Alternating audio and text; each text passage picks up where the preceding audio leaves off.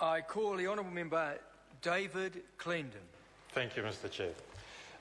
Mr Chair, I'd like to take a call just to reflect on some sections of this particular part that support our proposition that this bill is intended and designed to maximise the powers of the police and other agencies, an extraordinary number of agencies, to delve into people's privacy.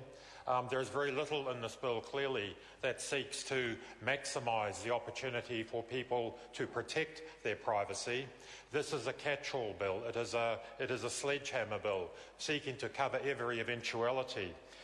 A simple example of that is in some of the definitional parts. 87AD talks about what is actually a computer for the purpose of this particular part, which is very much the nitty-gritty. This is how various agencies will go about the matter of delving into people's private matters. For the purpose of this part, it talks about computers, and we know that computers are a primary target where search warrants or production orders, whatever, are being executed. And it goes to great lengths to include anything that might possibly be deemed part of a computer system, and defines a computer system as a computer, two or more interconnected, or any communication link between computers, or to remote terminals. Two or more interconnected computers combined with any communication links to any remote terminal or any other device. Includes any part of the items, all related input, output, processing, storage, software or communication facilities and stored data. That is quite a remarkably adept attempt to think, how can we possibly broaden the definition of what is a computer? Clearly, anything remotely, any electronic device, clearly. A computer, an iPad, a telephone, a smartphone, a smart drive, a data stick, any and all of these items, which are perfectly legitimate items for anybody to own, becomes accessible to one of these, to a search and to an investigation.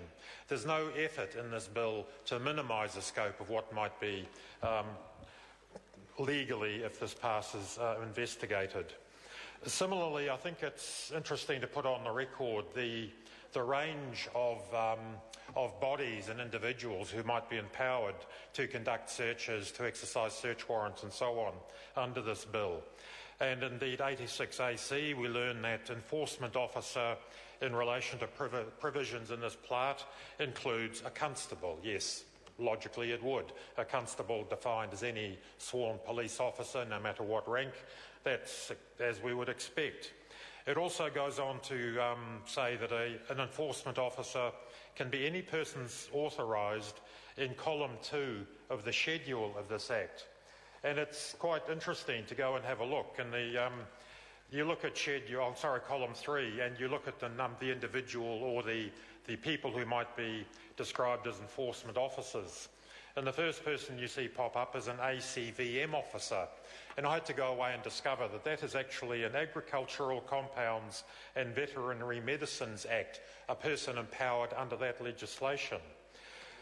We go on to discover that animal welfare inspectors, high seas fisheries inspectors, special inspectors with some sort of power under the Antarctic Environmental Protection Act, anti-personnel mines officers, people executing powers under the Anti-Personnel Mine Prohibition Act, the Biosecurity Act, people exercising authority under that.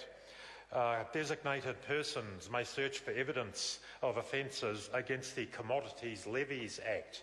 I struggle to find anybody, any government agency who might be excluded from the right to exercise the extraordinarily invasive powers that are given by the various provisions of this Act.